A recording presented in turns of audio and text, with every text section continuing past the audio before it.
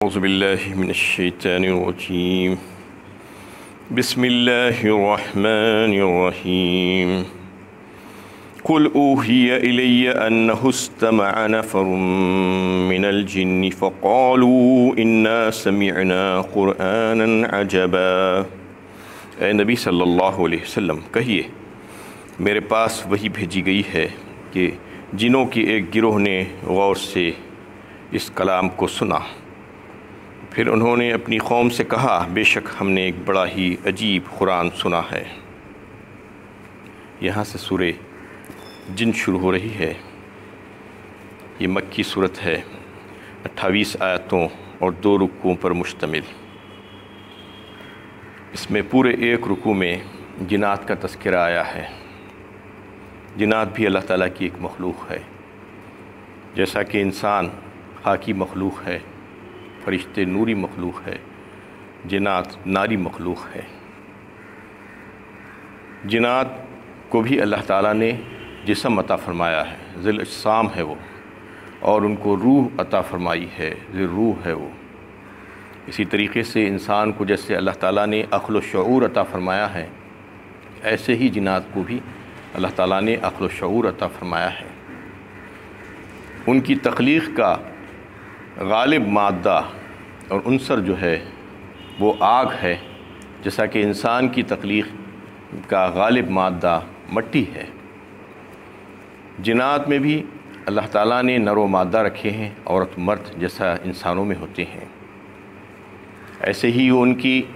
نسل کی بقا کے سلسلے میں توالد و تناسل کا سلسلہ بھی جاری ہے، ان کو اولادیں بھی ہوتی ہیں اور وہ ان کی نسل بڑھ رہی ہے۔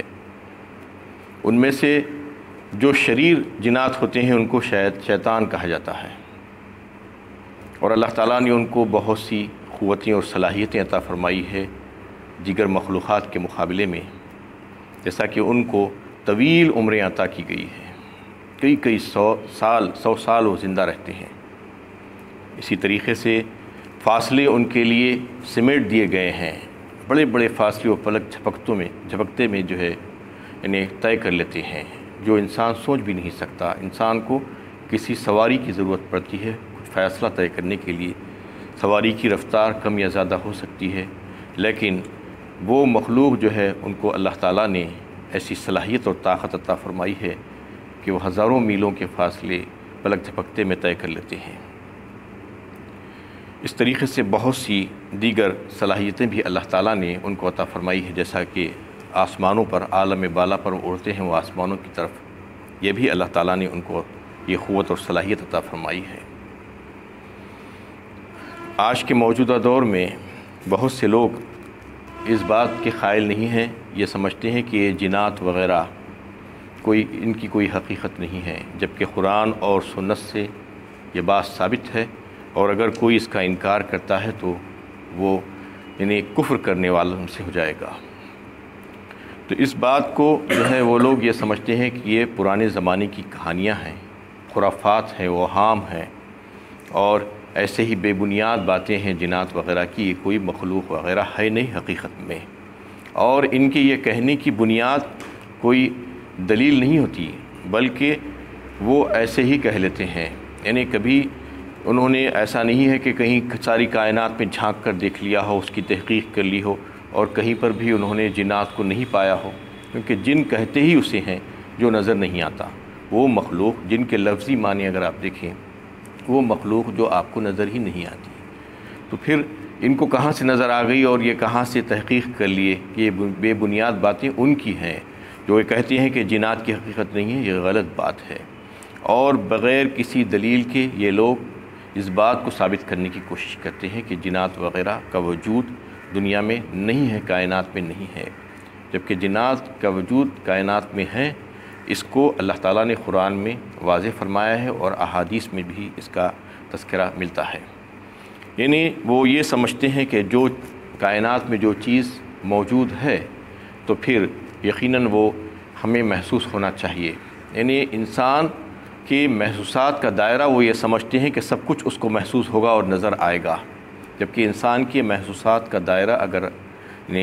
اندازہ کریں تو پتہ چلے گا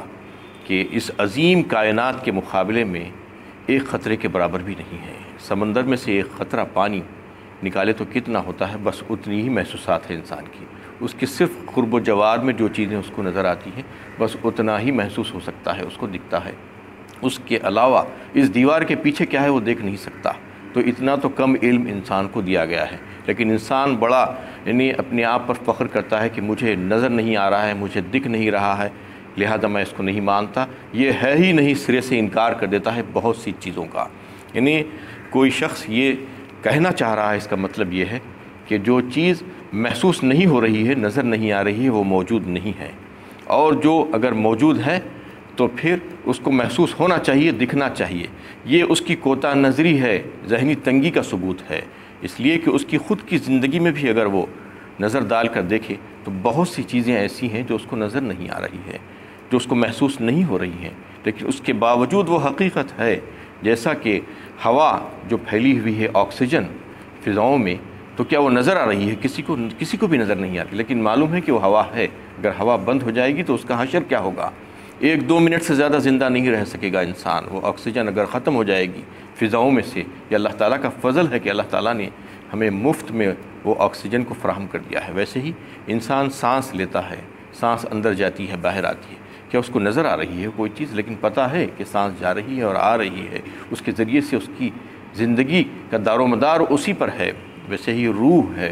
روح انسان کی جسم میں ہے، اور وہ جب نکل جاتی ہے تو کیا ہوتا ہے؟ اس کی موت واقع ہوتی ہے، یہ بھی پتہ ہے اسے، یہ حقیقت ہے۔ اس کے باوجود وہ نظر نہیں آ رہی ہے اس کو، لیکن مانتا ہے اس کو اس لیے کہ یہ حقیقت ہے۔ تو یہ تمام چیزیں دیکھنے کے بعد اس کو یہ بات ثابت ہو جاتی ہے اس کے سامنے کہ یہ جو بہت سی چیزیں ایسی ہیں جو غیر محسوس ہیں، جو دکھائی نہیں دیتی ہے، لیکن حقیقت ہے۔ اس کا تذکرہ اللہ تعالیٰ نے قرآن میں مختلف صورتوں میں کیا ہے کہ خلق الانسان من صلصال کالفخار وخلق الجان من مارج من نار۔ سورہ رحمان میں اللہ تعالیٰ نے جو فرمایا ہے کہ انسان کو ہم نے پیدا کیا، یعنی ٹھیکری جیسی مٹی سے پیدا کیا جو بچتی ہوئی مٹی تھی، اور پھر جن کو آگ کے شعلے سے پیدا کیا۔ اس کا کیا مطلب ہے؟ یہ دونوں مخلوقات الگ الگ ہیں۔ ایک مخلوق کو مٹی سے پیدا کیا، دوسری مخلوق کو آگ کے شعلے سے پیدا کیا، یہ اللہ تعالیٰ بتا رہے ہیں خود۔ تو اس سے یہ بات واضح ہوتی ہے کہ یہ دونوں مخلوق الگ ہیں، ایک کے مادہ الگ، دوسرے کا مادہ الگ۔ انہو یراکم ہوا وقبیلہ من حیث لا ترونہم فرمایا سورہ اعراف 12:8 میں اللہ تعالیٰ نے کہ وہ تم کو دیکھتے ہیں، وہ اور ان کے قبیلے والے، ان کے خاندان والے، اور تم ان کو نہیں دیکھ سکتے۔ اس کا مطلب یہ ہے کہ وہ ایک الگ ذات ہے، الگ ان کی حیثیت ہے، اور جو ہے وہ الگ مخلوق ہے۔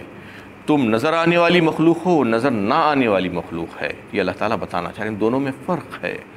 لَقَدْ زَيَّنَا السَّمَاءَ الدُّنْيَا بِمَصَابِيحَ وَجَعَلْنَاهَا رُجُومًا لِلشَّيَاطِينِ۔ سورہ ملک 29ویں پارے میں اللہ تعالیٰ نے فرمایا کہ زمین آسمان کو ہم نے انہیں مزین کر دیا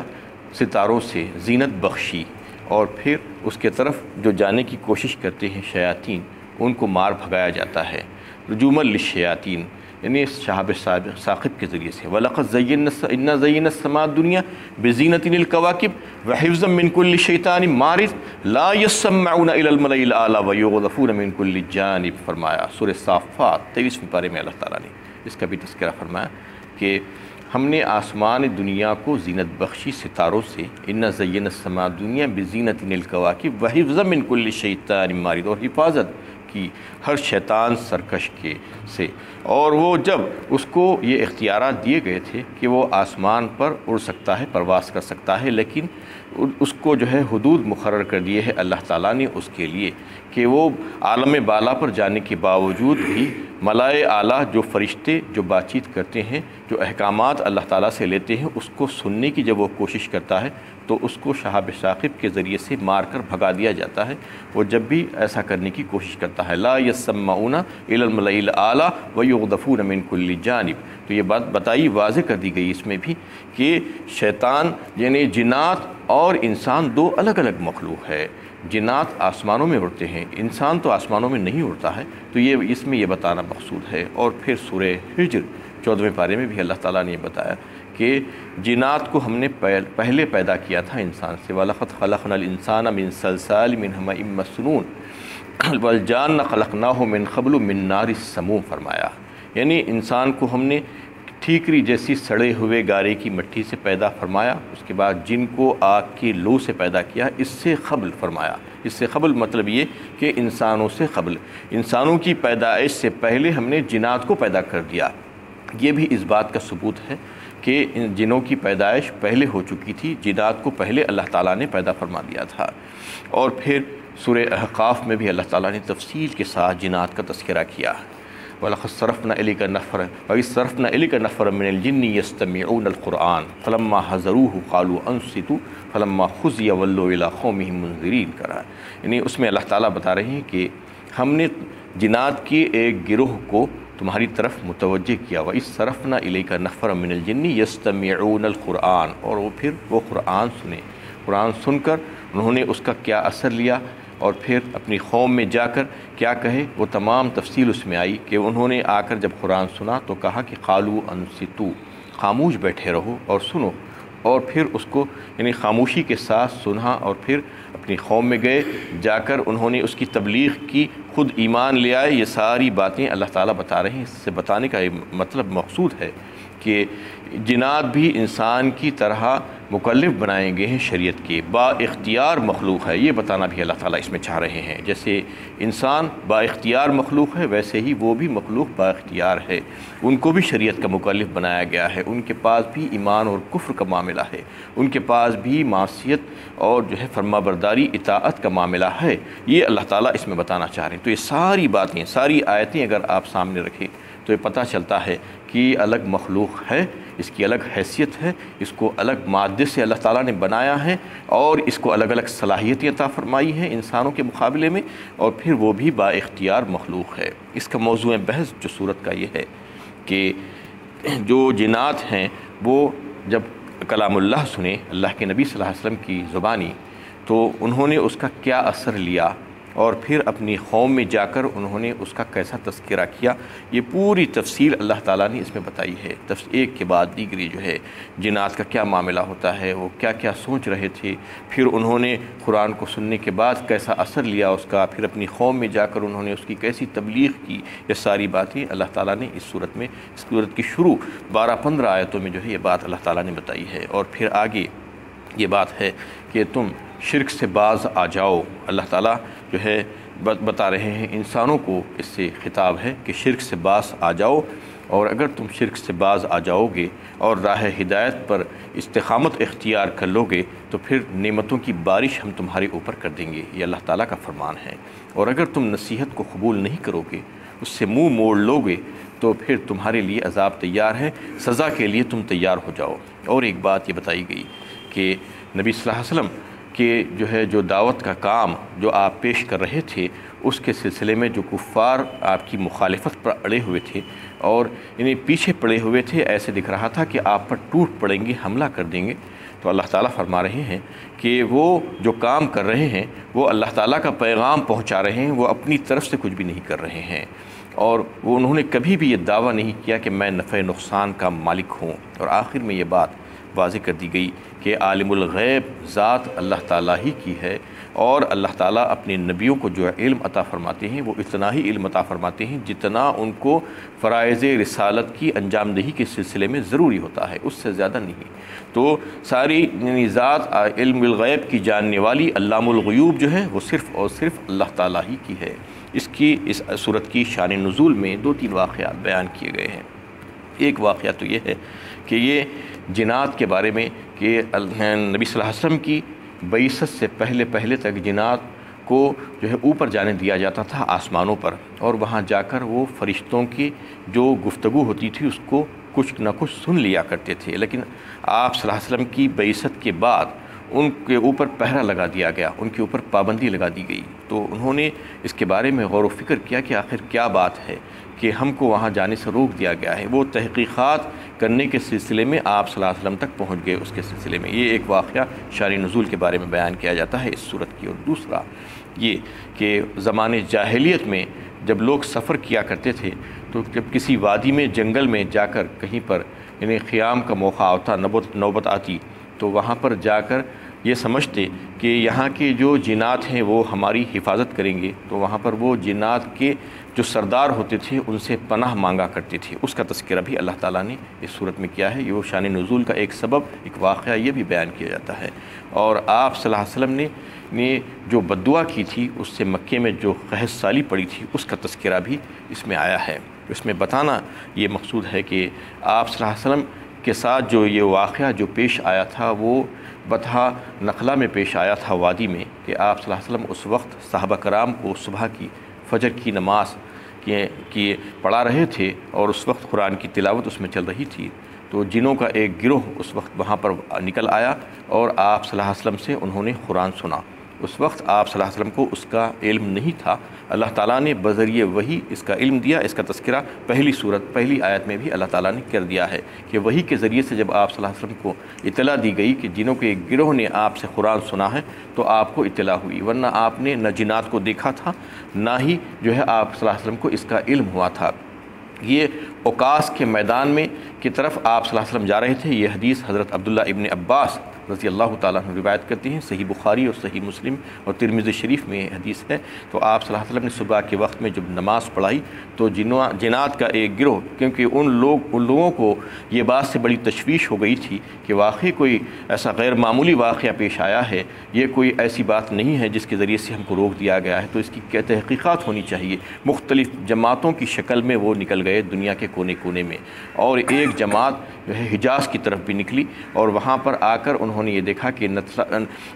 اس وادی میں اللہ کے نبی صلی اللہ علیہ وسلم نماز پڑھا رہے ہیں، قرآن کی تلاوت فرما رہے ہیں، تو وہیں پر وہ ٹھہر گئے اور سننے لگے، اس کا اثر لیا انہوں نے، اور اسی وقت انہوں نے قسمیں کھا کھا کر یہ بات کہی کہ واللہ یہی بات تھی جس کی وجہ سے ہمیں روک دیا گیا تھا آسمانوں کی طرف جانے سے، اور ہمارے بیچ میں جو ہے وہ دیوار حائل کر دی گئی تھی، اس کی وجہ سے وہ جا کر اپنی قوم کو اس کی اطلاع دی۔ وآخر دعوانا ان الحمد للہ رب العالمین۔